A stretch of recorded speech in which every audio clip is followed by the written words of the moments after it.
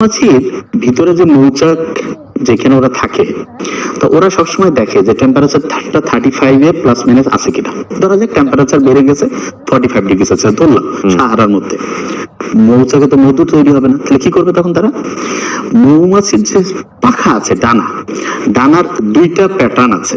Pattern বলতে একটা হচ্ছে এক মানে জিনিসটা বোঝার জন্য এরকম করে বলি, যেমন ঘড়ির কাঁটার দিকে ঘুরতে পারে, আবার ঘড়ির কাঁটার দিকে ঘুরতে পারে। একটা ঘড়ির কাঁটার দিকে যখন ঘুরবে তখন দেখা যাচ্ছে যে টেম্পারেচারটা কমতেছে, টেম্পারেচারটা কি হচ্ছে, কমে যাচ্ছে।